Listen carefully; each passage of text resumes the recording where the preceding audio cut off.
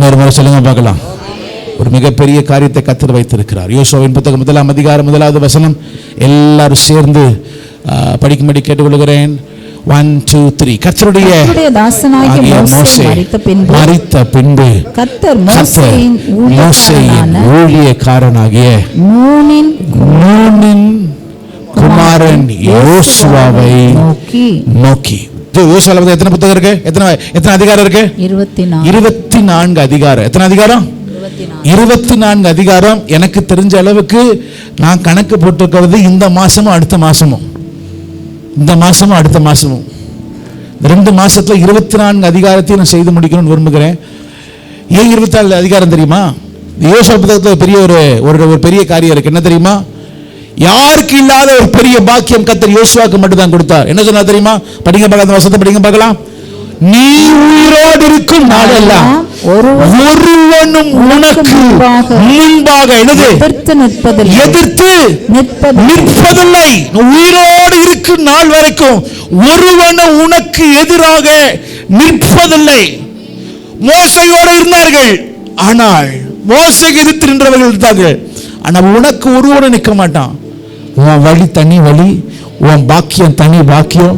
உனக்கு என்று கர்த்தர் வைத்திருக்கிற மேன்மைகள் தனி.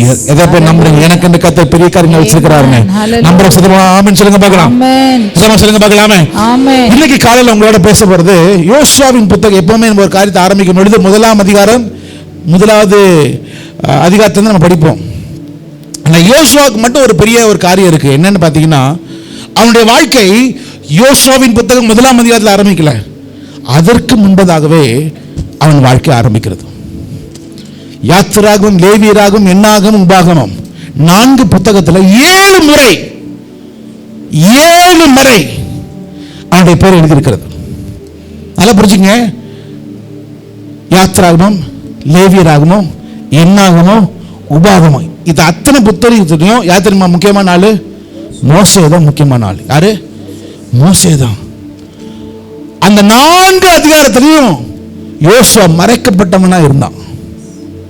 ஆனால் நேரம் ஒரு நாள் உண்டு, மறைக்கப்பட்டிருந்த யோசுவாவை கர்த்தர் அவனை வெளியரங்கமாக்கி ஒருவனும் உனக்கு முன்பதாக நிற்பதில்லை என்று சொல்லி அவனை உயர்த்துகிற தேவன் உங்களையும் ஒரு உயர்த்த வல்லவராக இருக்கிறார். எத்தனை பேர் நம்புறீங்க? ஆமென் சொல்லுங்க பார்க்கலாம். அது சொல்லுங்க பார்க்கலாம். ஆனா அவனை உயர்த்துவதற்கு முன்பதாக கர்த்தர் அவனை கொண்டு சென்ற பாதைகள் வித்தியாசமானவை. இன்னைக்கு உங்கள் மத்தியில் 5 காரியம் மாத்திரம் சொல்ல போறேன். நேரம் நம்ம குறுகி இருக்கிறது, 5 காரியம் மாத்திரம் சொல்ல போறேன். அதை மட்டும் எழுதிக்கங்க. வருகிற நாட்களில் மற்ற காரியங்கள் நான் உங்களோட பேசுகிறேன். இன்னைக்கு தலைப்பு என்ன தெரியுமா? மோசையோடு இருந்த யோசுவா. மோசைக்கு அப்புறம் இருந்த யோசுவா இல்ல. இன்னைக்கு என்ன டாபிக்? மோசையோடு இருந்த யோசுவா. மோசையோடு இருந்த யோசுவா. நம்முடைய வாழ்க்கையில் ஆண்டவர் சில வேளையில நம்மை நடத்துகிற வழிகள் வித்தியாசமானவைகள். தேவன் நம்மை நடத்துகிற வழிகள் வித்தியாசமானவைகள். ஏன் எதற்கெல்லாம் நமக்கு தெரியாது. சில வேளை ஆண்டவர் சில நபருக்கு கீழே கர்த்தர் வைப்பார். சிலரோட கர்த்தர் உன்னை வைப்பார். உனக்கு அவங்களுக்கு சம்பந்தமே இருக்காது, ஆனா கர்த்தர் வைப்பார். அது வரைக்கும் நம்ம மறைச்சு வைப்பார். ஒரு நேரம் வரும், கர்த்தர் உன்னை பிரித்தெடுத்து உன்னை அங்கீகரித்து உன்னை உயர்த்துகிறது. விதத்தை போய் நம்புறீங்க கர்த்தர் இருக்கிறார்னு சொல்லுங்க பார்க்கலாமே. முதலாவது யோசுவா வாழ்க்கையில பாத்தீங்கன்னா, முதலாவது அவன் வாழ்க்கையில் அவனை பற்றி எழுதும்போது முதலாவது அவனை பற்றி எழுதின காரியம் என்ன தெரியுமா? 17ஆம் அதிகாரம், யாத்திராகமத்தின் புத்தகம் 17ஆம் அதிகாரம், யாத்திராகமத்தின் புத்தகம் 17ஆம் அதிகாரம் 8வது வசனத்திலிருந்து 10வது வசனம் படிக்க கேட்கிறேன். அமலேக்கியர் வந்து ரெபிதீமிலே இஸ்ரவேலரோடு யுத்தம் பண்ணினார்கள். அப்பொழுது மோசே யோசுவாவை நோக்கி, நீ நமக்காக மனிதரை தெரிந்து கொண்டு புறப்பட்டு அமலேக்கோடு யுத்தம் பண்ணு. நாளைக்கு நான் மலை உச்சியில் தேவனுடைய கோலை என் கையில் பிடித்து கொண்டு நிற்பேன் என்றான். யோசுவா தனக்கு மோசே சொன்னபடியே செய்து அமலேக்கோடு யுத்தம் பண்ணினான். மோசேயும் ஆரோனும் ஊர் என்பவனும் மலை உச்சியில் ஏறினார்கள். 8, 9, 10 3 வருஷத்துக்கு ஒரு வார்த்தை திரும்ப வருது. ஒரு வார்த்தை. என்ன வார்த்தை? 8ல படிக்கலாமா? இன்னொரு முறை படிக்கலாமா? 1 2 3. அமலேக்கியர் வந்து ரெஃபீதீமிலே இஸ்ரவேலோடு என்ன பண்ணாங்க? யுத்தம் பண்ணினார்கள். என்ன பண்ணாங்க? யுத்தம் பண்ணினார்கள். அடுத்த வசனம். அப்பொழுது மோசே யோசுவாவை நோக்கி, நீ நமக்காக மனிதரை தெரிந்து கொண்டு புறப்பட்டு அமலேக்கோடு என்ன பண்ணு? யுத்தம் பண்ணு. என்ன பண்ணு? யுத்தம் பண்ணு. 10வது வசனம். யோசுவா தனக்கு மோசே சொன்னபடியே அமலேக்கோட என்ன பண்ணா? யுத்தம் பண்ணினான். அப்ப ஒரு வார்த்தை தெரியுது, மோசே யாரு, யோசுவா யாரு? அவன் ஒரு யுத்த வீரன். எழுதிங்க, யுத்த வீரன். இங்கிலீஷ் இன்னும் கொஞ்சம் கிளியரா சொல்லுகிறேன். he was a soldier. யுத்த வீரன். இந்த கால ஆராதனை திரும்ப சொல்லுகிறேன், இந்த 6வது மாதத்துல கர்த்தரை கொண்டு வந்திருக்க ஒரு முகாந்திரம் உண்டு. இதுவரைக்கும் நீ போன பகுதி, இதுவரைக்கும் நீ கடந்து வந்த காரியங்கள் ஒன்று. ஆனா இந்த 6வது மாதத்துல மறைக்கப்பட்டிருந்த யோசுவா இப்பொழுது வெளியரங்கமாகிறான். நான் ஒன்னு கேட்கிறேன், இது வரைக்கும் அவங்க இஸ்ரேல் ஜனங்க என்ன வேலை பார்த்துட்டு இருந்தாங்க தெரியுமா? கொத்தனார் வேலை பார்த்துட்டு இருந்தாங்க. என்ன வேலை? கொத்தனார் வேலை. வீடு நம்ம இருக்காங்க, கட்டிட்டு இருக்க. இப்ப திடீர்னு என்ன பார்த்து, பாஸ்டர் ஸ்டீஃபன், நீங்க வர்ஷிப்லாம் லீட் பண்றீங்க, ரைட்டு, உங்களுக்கு சிக்கன் பிரியாணி ஆக்க தெரியுமான்னு கேட்டா எனக்கு ஆக்க தெரியும்னு சொல்லுவேன். ஏன்னா நேரம் சூப்பர் மார்க்கெட் போய் இப்படி கண்டுபிடிச்சிட்டேன். 4 பிரியாணி வச்சிருக்கிறாங்க. Hyderabadi biryani, Chettinad biryani, Malabar biryani, north India style biryani. ஆனால் அது வந்து உண்மையான டேஸ்ட் இல்லை, கரெக்டு தானே? ஆனால் உண்மையான கேட்டீங்கன்னா எனக்கு பிரியாணி ஆக்க தெரியாது. ஏன்னா நான் அந்த மாதிரி நான் பழகலை. இதே மாதிரி தான் யோசுவா. ஒரு நாள் அவங்க என்ன பண்ணதில்ல, யுத்தம் யோசிக்கிறேன், நான் யோசிச்சு பார்க்கிறேன். மோசே சொல்லிட்டாரு, என்ன சொல்லிட்டாரு? யோசுவா நீ போய் என்ன பண்ண? இவனுங்க எப்படி போட்டு வச்சிருப்பாங்க, எதை பட்டயத்தை எப்படி பிடிச்சிருப்பானுங்க? இவனுக்கு முன்ன பின்ன இவனுக்கு பண்ணி பழக்கம் இல்லை. இது புது காரியம். அதுவும் புது காரியத்தில் எல்லாம் பெரிய பெரிய ஆட்களா இருக்கிறானுங்க. எப்படி அதுவும் யாரை கூப்பிடுறாரு? சாதாரண ஆளு தான் பரவாயில்ல. யோசுவா நீ வா வா வா வா வா வா. ஐயா நான் முன்ன பின்ன. ஆனாலும் பைபிள் போட்டிருக்கு, யோசுவாவை அழைத்து, யோசுவாவே நீ முன்ன பின்ன யுத்தம் பண்ணதில்லை, இந்த யுத்தம் புதுசு, இந்த காரியம் புதுசு. ஆனாலும் நீ மறந்துடாத, அழைத்தவர் ஆண்டவர்,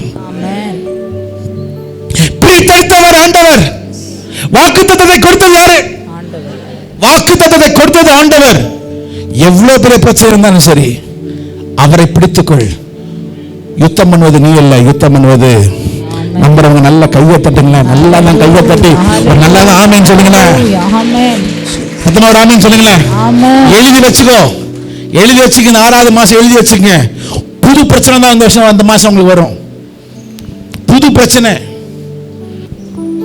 அவன் செஞ்சது யுத்தம். First thing he did was he was a soldier. ஏன் கத்த அனுமதிக்கிற சோல்ஜர்? ஏன் தெரியுமா? யுத்தத்தை அனுமதிக்கிறார். நீ அடுத்த நிலைமைக்கு போகணும்னா நீ யுத்தம் பண்ணாதான் அடுத்த நிலைமைக்கு போகணும். இல்ல ஒரே இடத்துல நீ மாட்டிக்குவே. அடுத்த நிலைமைக்கு கத்தனை கொண்டு செல்ல விரும்புகிறார். எத்தனை பேர் கத்தருக்கு, எத்தனை பேர் யுத்தம் செய்ய ஆயத்தமா இருக்கிறீங்க? ராமன் சொல்லுங்க பார்க்கலாம். ஐயோ பாஸ்டர் ரொம்ப நாள் இல்ல, இது ஒரு நாள் யுத்தம் தான். காலையிலிருந்து மாலை வரை, காலையிலிருந்து மாலை வரை ஒரே ஒரு நாள் தான். அவன் ஒரே ஒரு நாள் யுத்தம் செய்தான், கர்த்தர் ஜெயத்தை கொடுத்தார். அதை எழுதி சொல்லுகிறார், யோசுவா ஒரு யுத்த வீரனா இருந்தான். ராமன் சொல்லுங்க பார்க்கலாம். அதே தேவன் கர்த்தர் சொல்லுகிறார், இந்த 6வது மாதத்துல நீ ஒரே ஒரு நாள் தேவ சமூகத்தில் யுத்தம் பண்ணிப்பார்.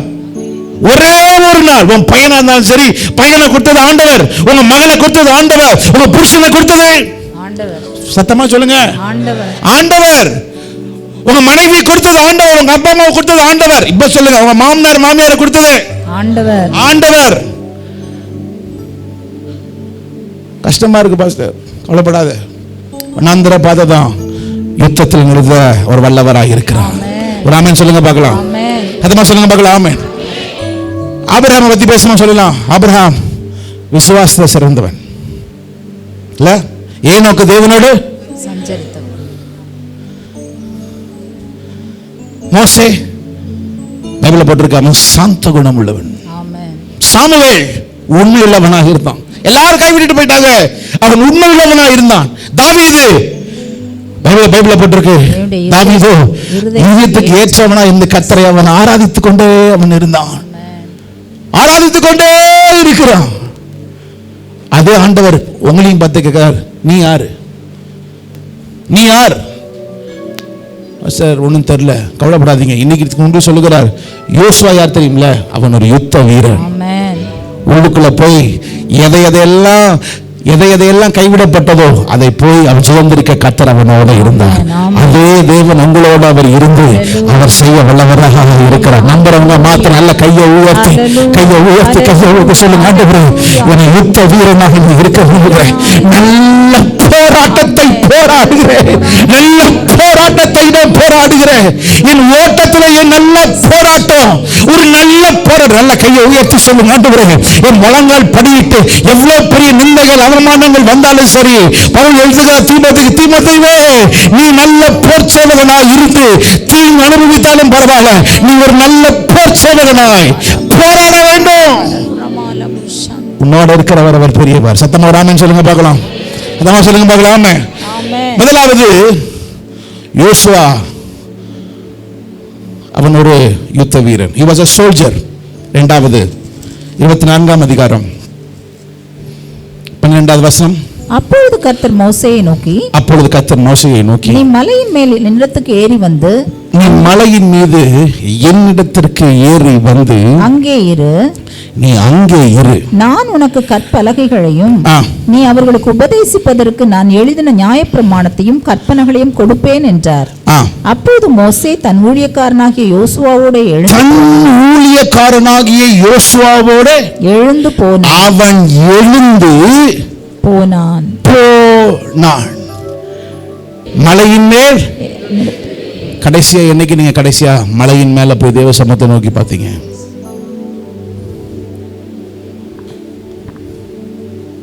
எந்த சத்தமும் கிடையாதுயா, எந்த சத்தமும் இல்லை. No other sound, only the sound of God. எந்த சத்தமும் இல்லை. மலையின் மேல ஏறி வந்து, அடுத்தது வந்து மலையின் மேல் ஏறி வந்து அங்கே இரு, அங்கே இரு, அங்கே இரு. 6வது மாதத்துல நீ இருக்க வேண்டிய ஒரு இடம் ஒன்று உண்டு, பாளையத்தில் அல்ல, இருக்கணும் தான். அதை விட முக்கியமானது மலையின் மேல். நீ மலையின் மேல இரு. ஏன் மலையின் மேல வர சொன்ன தெரியுமா? அடுத்த அதிகாரத்துல, அடுத்த 7 அதிகாரத்துல பாத்தீங்கன்னா, இதுவரைக்கும் கட்டாத ஒரு ஆசரிப்பு கூடாரத்தை கட்ட வேண்டும். இதுவரைக்கும் யாருக்கும் சொல்லாத ஒரு ஆசரிப்பு கூடாரத்தை பத்தி அவர் சொல்லுகிறார். இதுவரைக்கும் யாருக்கும் காண்பிக்காத ஒரு ஆசரிப்பு கூடாரத்தை காண்பிக்கிறார். யாருக்கு? மோசேக்கு. தேவன் ஒரு புதிய காரியத்தை நீங்க எத்தனை பேர் நம்புறீங்க? என்னை குறித்து கர்த்தர் பெரிய காரியத்தை கர்த்தர் வச்சிருக்கிறார். உங்களுக்கு தெரியுமா? ஒவ்வொரு பைபிள் எடுத்து, நீ பிரமிக்கத்தக்க அதிசயமாய் நீ உண்டாக்கப்பட்டிருக்கிற. கையை உயர்த்தி சொல்லுங்க பார்க்கலாம், கையை உயர்த்தி சொல்லுங்க பார்க்கலாம். பிரமிக்கத்தக்க, சத்தத்தை சொல்லுங்க பார்க்கலாம். பிரமிக்கத்தக்க அதிசயங்கள், சொல்லுங்க பார்க்கலாம். பிரமிக்கத்தக்க அதிசயங்கள். You are called to do great things for God because you are made by an almighty God. Amen. For a mighty things. Yes. சரி ஆண்டவரே, நீ சொல்லுமா ஆண்டவரே, நான் கேட்கிறேன். மேல ஏறிட்டார்.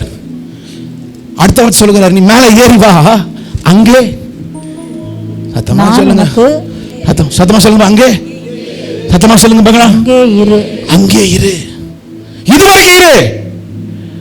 நான் சொல்லி முடிச்சு உன் கையில கொடுக்கிற வரைக்கும் நீ அங்கே இரு.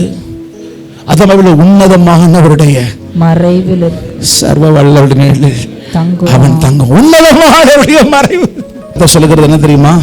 நீ மேல வந்து நில்லு, வந்து நில்லு. ஆண்டு சொல்றாரு தெரியுமா? மோசேட்டு தான் சொல்றாரு. அப்ப மோசே மேல போகும் பொழுது ஒரே ஒரு ஆளை மட்டும் தான் கூட்டிட்டு போறாரு. யார? யோசுவா கூட்டிட்டு போயிட்டு அந்த மலைக்கு கீழே அவனை வைக்கிறார். சொல்றாரு, மோசே நான் போயிட்டு என்ன பண்ணுவேன், கீழே நான் வருவேன், நீ காத்திருப்பான்னு சொல்லிட்டு போயிட்டார். 40 நாள், எத்தனை நாள் ஆகும் தெரியாது. ஆனா பைபிள்ல பிறகு 40 நாள் ஆண்டவர் பேசினாராம். யாரோட? மோசேயோடு. யாரோட? மோசேயோடு. 40 நாள் மோசே கர்த்தரோட பேசிட்டு இருக்கிறார், நடுவுல நின்று இருக்கிறார். இப்ப யோசுவா வச்சுங்க, இப்ப யோசுவா கூட யாருமே மேலையும் போக முடியல. இந்த மாதிரி சில வேளையில ஆண்டவர் உங்களை கொண்டு வந்து வச்சிருவார். நீ மேலே ஒரு படி மேலையும் பின்னாடியும் நடுவுல வச்சிருவார் உன்னை. அந்த நேரம் சோர்ந்து போயிடாத, பாளையத்துல ஒரு சத்தம் கேட்கிறது, எல்லாம் ஆடிட்டு இருக்கிறாங்க. ஆனா யோசுவா நடுவுல மாட்டிக்கொண்டு நிக்கிறான். ஆண்டவரே, நீ அவரோட பேசுகிறான், என் கூட நான் ஏன் நிக்கிறேன்னு தெரியல, நான் ஏன் இருக்கிறேன்னு எனக்கு தெரியல, ஆனா நிக்கிறேன். I'm standing, I'm just standing. wasting time மாதிரி தெரியுது. 40 நாட்கள் மோசேயோட தான் பேசுறாரு, அவரோட பேசுறார். கொஞ்சம் கீழே இறங்கி ஒரு வார்த்தை கிட்டனது பேசலாமே இல்ல, ஆனால் அங்கே நிக்கிறார். மோசே கீழே இறங்குற வரைக்கும் யார் அங்க அந்த இடத்துல இருந்தா? யோசுவா. எத்தமா சொல்லுங்க பார்க்கலாம். யோசுவா. எத்தமா சொல்லுங்க பார்க்கலாம். யோசுவா. இரண்டாவது எழுதிக்கங்க, காத்திருந்த யோசுவா. முதலாவது யுத்த வீரனாகிய யோசுவா, இரண்டாவது காத்திருந்த யோசுவா. செவல்ல ஆண்டவர் நம்மள முன்னாடியும் போக விடாம பின்னாடியும் போக விடாம நடுவில் வைப்பார். எப்ப தான் தெரியுமா? நீ கர்த்தரை நோக்கி பார்க்கிறியா? குறிப்பா ஏன் இதெல்லாம் வந்து எனக்கு தெரியும், இதெல்லாம் ஃபர்ஸ்ட் ஹவுஸில் பேசவே இல்லை. பதர் ராமூர்த்திக்கு தெரியும், ராஜிக்கு தெரியும், ஃபர்ஸ்ட் ஹவுஸ் இருந்தவங்களுக்கு ராஜபதருக்கு தெரியும். இதெல்லாம் நான் ஒன்றுமே ஓப்பனே பண்ணல. சில வேளையில் புருஷன் மனைவி பிள்ளைகள் இருப்பீங்க, நீங்கள் போய் ஒன்று கேட்பீங்க, புருஷன்கிட்ட கேட்பீங்க, மனைவி கிட்ட கேட்பீங்க, அவங்க வந்து எஸ்ன்னு சொல்ல மாட்டாங்க. அப்படின்னா இப்போ நீ எங்கே இருக்கிறன்னு அர்த்தம்? யோசுவா மாதிரி மலைக்கு கீழே ஃப்ரண்ட்லையும் போக முடியாது, பேக்லையும் போக முடியாது. அப்படியே நில்லு, கர்த்தர் உனக்கு அடையாளத்தை காமிப்பார். அதுக்கப்புறம் போ. நச்சரிச்சு என்ன வண்டி ஓட்டிடாத, எங்கேயாவது போய் மாட்டிக்குவே. Just wait. காத்திரு. தேவன் சில வேளை காத்திருக்கிறது கர்த்தர் வைப்பார். அந்த நேரத்தில் அமைதலா இரு, யாரோடையும் பேசாத, கர்த்தரோட மட்டும் பேசிட்டு. அவர் பேசுறாரு கவலைப்படாத, நீ பேசிக்கிட்டே இரு. ஒரு நாள் பைபிள்ல போட்டிருக்கு, கர்த்தர் யோசுவாவோடு அவர் பேசினார். அதே ஆண்டவனோட அவர் பேசுவார். ஆமென் சொல்லுங்க பார்க்கலாம். இரண்டாவது சொல்லிட்டேனா சொல்லியா? காத்திருந்த யோசுவா. மூன்றாவது 33ஆம் அதிகாரம், யாத்ரா 33ஆம் அதிகாரம் 11வது வசனம். ஸ்தேகினரோடு கர்த்தர் மோசேயோடு பேசினார். பின்பு அவன் பாளையத்துக்கு திரும்பினான். நூனின் குமாரனாகிய யோசுவா என்னும் அவனுடைய பணிவேடைக்காரனாகிய வாலிபன் கூடாரத்தை விட்டு பிரியாதிருந்தான். ஓகே, இது ஒரே ஒரு காரியம். ஏன் இந்த வசனத்தை போட்டுக்கு தெரியுமா? திடீர்னு ஆண்டவர் ஒரு நாள் சொல்வாரு மோசே கிட்ட, மோசே நீ இந்த இடத்த விட்டுட்டு இந்த ஜனங்கள்லாம் கூட்டிட்டு போ, ஆனா நான் வரமாட்டேன். நான் வரமாட்டேன், ஆனா யார் அனுப்புறேன்? தூதன் அனுப்புறேன்னு சொல்லுவார். யார் அனுப்புறேன்? தூதன் அனுப்புறேன். ஏன்னா இந்த ஜனங்க வணங்கா கழுத்துள்ள ஆட்கள், எனக்கு கஷ்டமா இருக்கு, இவனுங்க கீழ்ப்படிய மாட்டானுங்க, அதனால நான் அனுப்பல, நான் வரமாட்டேன். யார் வருவா? தூதன் வருவான். அப்போ மோசே சொல்ல, ஆண்டவரே நீர் யார் அனுப்பலையோ எனக்கு அது தேவையில்லை, எனக்கு தேவை யாரு?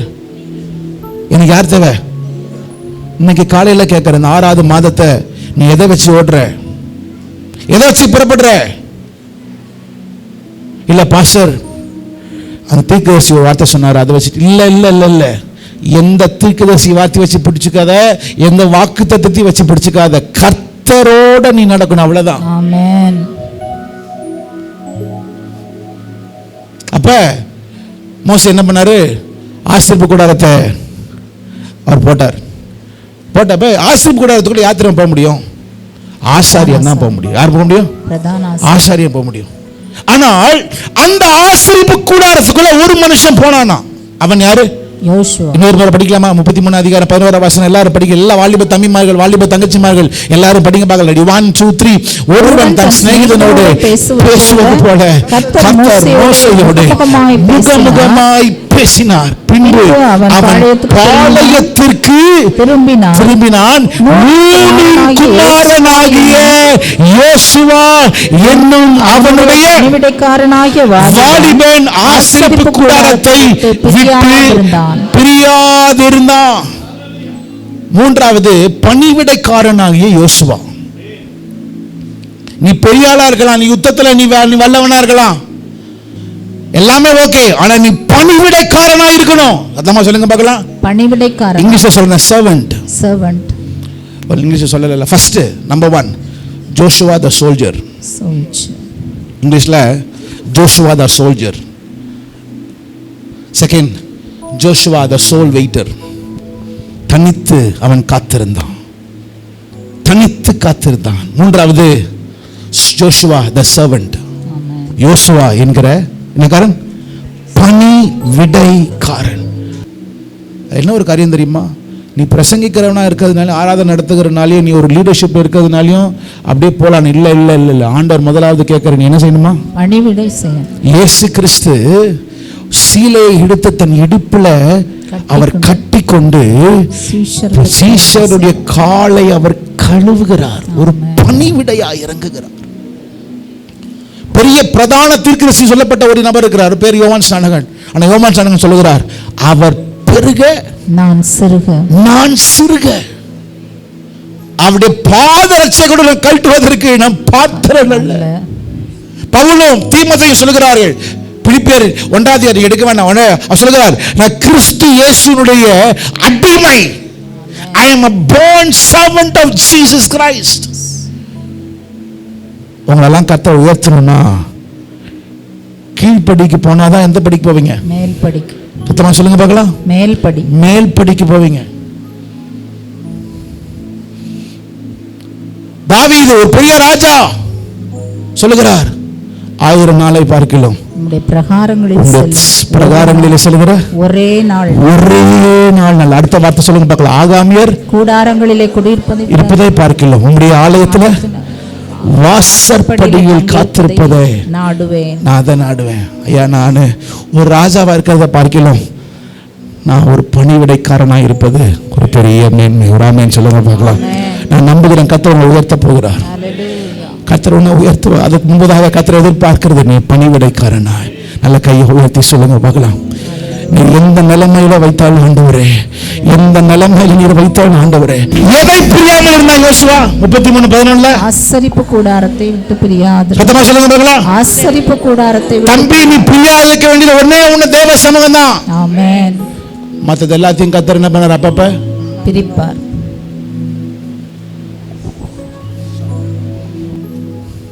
நீ பிரிச்சாகணும். உன்னை அவர் பிரிப்பார், இல்லை என்ன பண்ணிரு? நீயே பிரிச்சிரு. நான் எதற்காக பிரிக்கப்பட்டனோ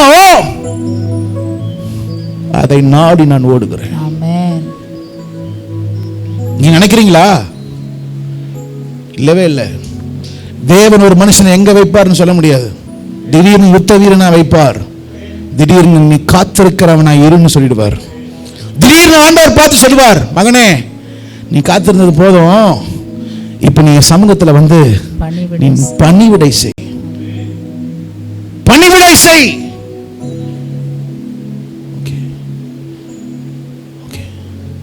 நீ பிரிக்க வேண்டியது, உன்னை எது பிரிக்குது? தேவ சமூகத்தோடு உன்னை பிரிக்கிறது என்னது? போனா, கேர்ள் ஃப்ரெண்ட், பாய் ஃப்ரெண்டா? திருமணம் ஆகியும் வேற ஒரு உறவோடு நிற்கிறாயா? எதுவும் கிடையாது. சில பேருக்கு வியாதியாக இருக்கலாம். ஏன் இந்த வியாதி வந்துருச்சு? ஏன் இந்த மரணம் வந்துருச்சு? ஏன் இந்த சூழ்நிலைகள் வந்துருச்சு? திரும்ப சொல்லட்டுமா, உங்க வாழ்க்கையில எந்த பாதிப்பு வந்தாலும் சரி, இது கர்த்தர் அனுமதிக்காம வரல. எல்லாவற்றுக்கும் நன்றி சொல்லி தேவ சமூகத்துல உங்ககிட்ட சொன்ன சொல்லலையா? சொல்லலையோ? ஃபர்ஸ்ட் சொன்னேன், பாஸ்டர் பத்தி சொன்ன சொல்லலையோ? நானும் வைஃப் மர்சியும் சிங்கப்பூர் சர்ச்சுக்கு போயிருக்கிறேன். பெரிய சர்ச், ஃபீனிக்ஸ் மால் இருக்குல்ல, ஃபீனிக்ஸ் மால்ல மேலே வந்து சர்ச் வச்சு எப்படி இருக்கும் அந்த மாதிரி இருந்துச்சு. செம்ம பெரிய சர்ச்.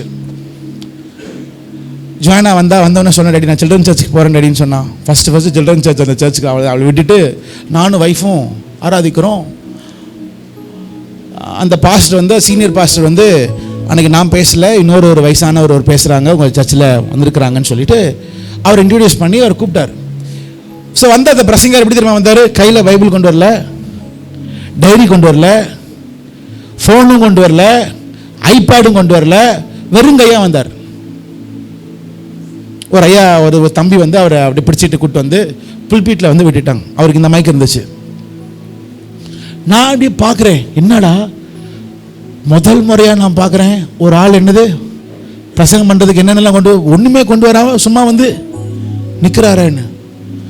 அப்புறம் தான் தெரியுது அவருக்கு கண்ணு தெரியாது. அந்த பாஸ்டர் கண்ணு தெரியாது. ஆனா 1 மணி நேரம் 8 பாயிண்ட் மெசேஜ், 1 மணி நேரம் வசனம் இங்கிருந்து வருது. நான் தான் ஆண்டவரை கேட்டேன், ஆண்டவரே ஒருவேளை இதை பார்க்கதான் என்ன கொண்டு போனீரா? நான் அரண்டுட்டேன். அவர் வார்த்தை சொன்னார், எனக்கு அது ரொம்ப தொட்டுச்சு. எத்தனையோ ஜெபம் பண்ண, கர்த்தர் கேட்டார், ஆண்டவருக்கு ஸ்தோத்திரம். எத்தனையோ ஜெபம் பண்ண, ஆண்டவர் கேட்கல. நான் ஆண்டவருக்கு நன்றி சொல்றேன். எனக்கு கண் பார்வை தாங்காண்டவரேன்னு கேட்டேன், ஆனால் ஆண்டவர் தரல. ஆனாலும் நான் கர்த்தருக்கு முன்பதாக நின்று எந்த நிலைமையில நான் ஊழியம் செய்ய நான் ஆயத்தமாக இருக்கிறேன்னு ஒரு வயசானவர், எனக்கு ரொம்ப ஆச்சரியமா இருந்துச்சு. சொல்லட்டுமா, தேவர் உங்களை எங்க வைப்பாருன்னு தெரியாது. உன் பலவீனத்தில் அவர் பலன் பூர்ணமா விளங்க சில சூழ்நிலைகளை அனுமதிப்பார். எல்லாத்திலும் நீ ஆண்டவருக்கு உண்மை உள்ளவனா இரு. கர்த்தர் உன்னை உயர்த்த வல்லவராக இருக்கிறார். கத்தமா சொல்லுங்க போகலாமே. அவன் எதை பிரியாமல் இருந்தான்? ஆசரிப்பு கூடாரத்தை. சொல்லுங்க போகலாம். ஆசரிப்பு கூடாரம். ஏன் ஆசரிப்பு கூடாரத்தை பிரியாமல் இருந்தா? அங்கதான் கர்த்தருடைய மகிமை இருக்கிறது, அங்கதான் தேவனுடைய பெட்டி இருக்கிறது, அங்க தேவனுடைய சத்தம் இருக்கிறது. மனுஷன் கூட இருக்கிறத வாய்க்குள் தேவ சமூகத்தில் ஆண்டவரே ஹல்லேலூயா. கத்தமா சொல்லுங்க போகலாம். ஹல்லேலூயா, ஹல்லேலூயா.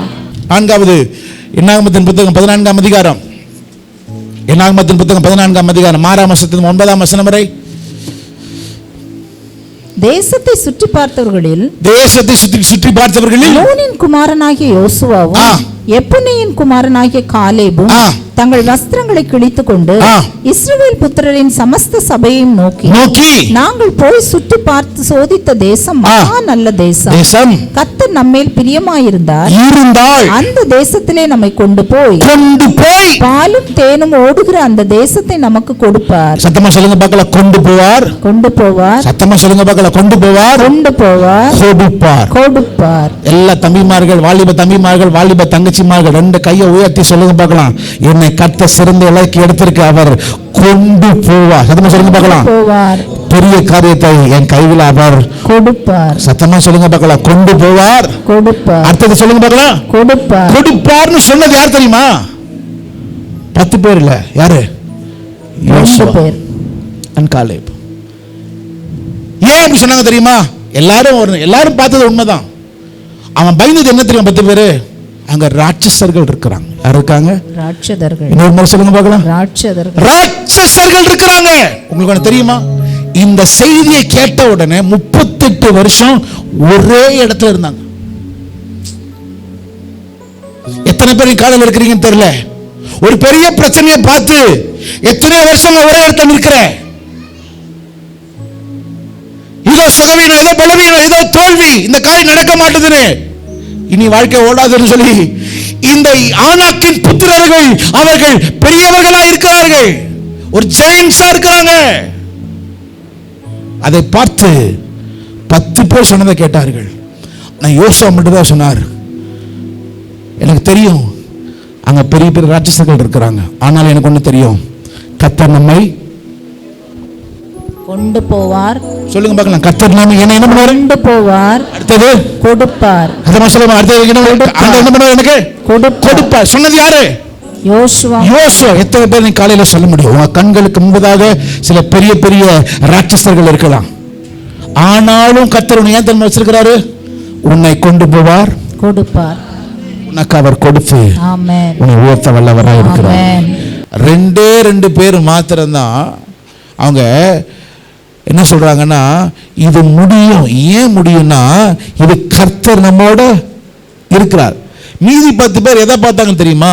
அங்க இருந்த ராட்சசர்களை பார்த்தாங்க. சத்தமா சொல்லுங்க, எதை பார்த்தாங்க? இன்னொரு சொல்லுங்க பார்க்கலாம். இன்னைக்கு இந்த 6வது மாதத்தில் சில ராட்சசர்கள் உங்க வாழ்க்கையில நீங்க பார்க்கலாம், உங்க பிள்ளைகள் வாழ்க்கையை பார்க்கலாம், உங்க குடும்பத்தில் பார்க்கலாம். சில பேருக்கு உங்க நோய்வாய்ப்பட்டிருக்கலாம், இந்த வியாதின்னு சொல்லிட்டு இருக்கலாம். ஆனா இன்னைக்கு சொல்லுகிறேன், யோசுவா அன்னைக்கு சொன்ன வார்த்தை என்ன தெரியுமா? இல்ல, கர்த்தர் இந்த காரியத்தை மாற்றி போட்டு கர்த்தர் நம்ம சுதந்திரிக்க கர்த்தர் நமக்கு உதவி செய்வார். நம்புறவங்க மாத்திரம் நல்ல கையை ஊத்து ராமேன் சொல்லுங்க பார்க்கலாம். சொல்லுங்க பார்க்கலாம். ஆமென். எவ்வளவு பெரிய ராட்சசர்கள் உங்க வாழ்க்கையில் இருந்தாலும் சரி, எவ்வளவு பெரிய பிரச்சனை இருந்தாலும் சரி, ஒரு காரியத்தை மறந்துடாத, கர்த்தர் உன்னோட அவர் இருக்கிறார். எத்தனை பேர் நம்புறீங்க கர்த்தர் உன்னோட இருக்கிறார்? எத்தனை பேருக்கு நம்புறீங்க? சதமா சொல்லுங்க பார்க்கலாமே. இதுவரைக்கும் நீ பார்த்த காரியம் ஒன்று உண்டு, இதுவரைக்கும் நீ சுதந்திரித்த காரியம் உண்டு. ஆனால் இப்பொழுது கர்த்தர் சொல்லுகிறார், இல்ல இல்ல இல்ல இல்ல, ஒவ்வொரு காரியமும் வித்தியாசமானது, ஒவ்வொரு காரியம் வித்தியாசமானது. இப்ப உங்களுக்கு தெரியுமா, இந்த இடத்துல மாத்திரம் பேசுறாங்களே, இந்த இடத்துல மாத்திரம் 38 வருஷம் இஸ்ரவேல் ஜனங்கள் இருந்தார்கள். காரணம் ஏன் தெரியுமா? இந்த ஜனங்க 2 பேர் சொன்ன வார்த்தையை கேட்கல, 10 பேர் சொன்ன வார்த்தையை கேட்டு ஒரே இடத்துல 38 வருஷம் இருந்தாங்களாம். நான் திரும்ப சொல்லுகிறேன், நீ ராட்சசர்களை பார்த்து பார்த்து பார்த்து அதே இடத்துல நிக்கிற. இன்னைக்கு கர்த்தர் இந்த 6வது மாதத்துல எவ்வளவு பெரிய ராட்சசனா இருந்தாலும் சரி, முறியடிப்பதற்கு கர்த்தர் இறங்க வல்லவராக இருக்கிறார். அத்தமா சொல்லுங்க பார்க்கலாமே, அத்தமா சொல்லுங்க பார்க்கலாமே. எனக்கு படிப்பு இல்லை பாஸ்டர், எனக்கு படிப்பு இல்லை, எனக்கு அந்த அளவுக்கு விவரம் இல்லை, எனக்கு அந்த அளவுக்கு ஞானம் இல்லை, எனக்கு தெரியும் உங்ககிட்ட படிப்பு இல்லை, உங்ககிட்ட வேற விவரம் இல்லை, உனக்கிட்ட ஆள் பலம் கிடையாது உனக்கு. ஆனா அங்கதான் ஆண்டு சொல்லுகிறார், பலத்தின் ஆளும் அல்ல, பராக்கிரமத்தின் ஆளும் அல்ல, கர்த்தருடைய ஆவியினாலே ஆகும். 10 பேர் எதிர்மறையா பேசுறாங்க, ஒரே ஒரு ஆள் மட்டும்தான் சொல்லுகிறார், கர்த்தரால் இது முடியும். எத்தனை பேர் சொல்ல முடியும் இது கர்த்தரால முடியும்னா?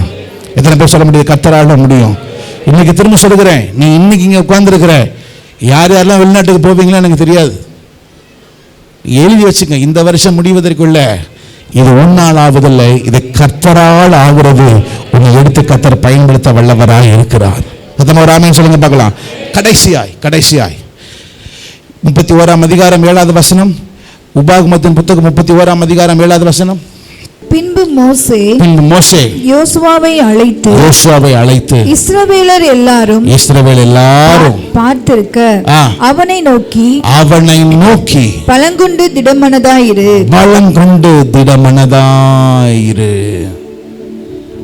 20 லட்சம் பேர் இருக்கிறாங்க, ஆனா ஆண்டவர் ஒரே ஒரு ஆளை மாத்திரம் அழைத்து சொல்லுகிறார், உனக்கு பின்பதாக இவனை நீ தெரிந்து கொள்.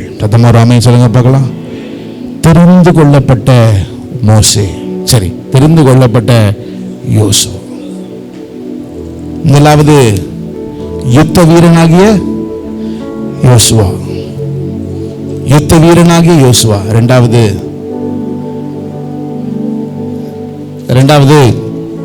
அவனோ தனியாக அவன் காத்திருக்க ஒரு யோசுவா. மூன்றாவது பணிவிடைக்காரனாகிய யோசுவா. நான்காவது அவனோ சவால்களை மேற்கொள்கிற ஒரு யோசுவா. ஐந்தாவது கர்த்தர் தெரிந்து கொண்ட யோசுவா.